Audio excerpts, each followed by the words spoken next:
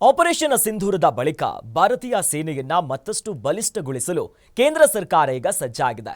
ಸದ್ಯ ಆಪರೇಷನ್ ಸಿಂಧೂರಗೆ ತಾತ್ಕಾಲಿಕ ತಡೆಯನ್ನ ನೀಡಲಾಗಿದೆ. ಇದು ಯಾವಾಗ ಬೇಕಾದರೂ ಮತ್ತೆ ಶುರುವಾಗಬಹುದು ಅಂತ ಈಗಾಗಲೇ ರಕ್ಷಣಾ ಸಚಿವರು ಸೇರಿದಂತೆ ಸೇನೆಯ ಅಧಿಕಾರಿಗಳು ಕೂಡ ಹೇಳಿದ್ದಾರೆ.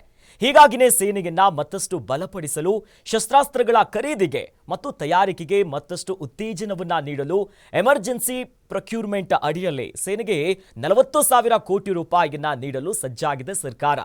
ಭಾರತೀಯ ಭೂದಳ, ವಾಯುಸೇನೆ ಹಾಗೂ ನೌಕಾಸೇನೆಯನ್ನ ಮತ್ತಷ್ಟು ಬಲಗೊಳಿಸಲು ಹಾಗೂ ಬೂಸ್ಟ್ ನೀಡೋದಕ್ಕೆ ಈಗ ಒಂದು ಹೆಜ್ಜೆಯನ್ನ ಇಟ್ಟಿದೆ ಕೇಂದ್ರ ಸರ್ಕಾರ.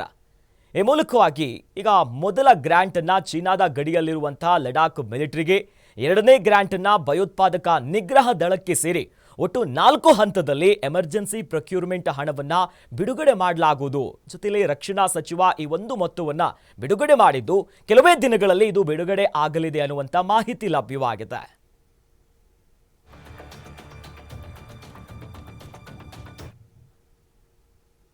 ಆಪರೇಷನ್ ಸಿಂಧೂರದ ಬಗ್ಗೆ ವಿವಿಧ ದೇಶಗಳಿಗೆ ವಿವರವನ್ನ ನೀಡೋದಕ್ಕೆ 7 ಜನರ ನಿಯೋಗವನ್ನ ಭಾರತ ಸರ್ಕಾರ ಕಳುಹಿಸಿಕೊಟ್ಟಿದೆ.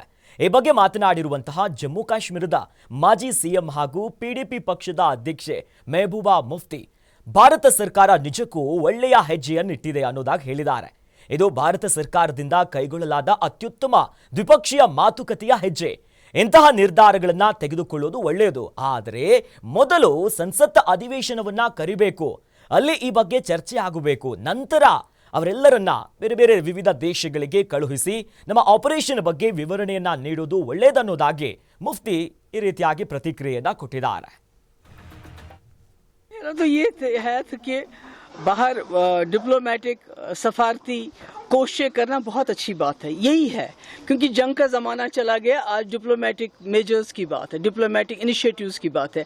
मगर इसके साथ साथ पहले अपना पार्लियामेंट सेशन बुलाना चाहिए था, पहले अपने लोगों के साथ बात करनी चाहिए थी, पहले पार्लियामेंटेरियंस के सामने डिस्कशन करना चाहिए था, तो उसके साथ साथ फिर बाहर भी भेजना चाहिए था डेलीगेशंस को. मगर पहले अपने मुल्क के अंदर अपने पार्लियामेंट में तो बात खुल के करो. अगर आप अपने पार्लियामेंट में खुल के बात नहीं करेंगे तो बाहर लोगों को क्या बताएंगे.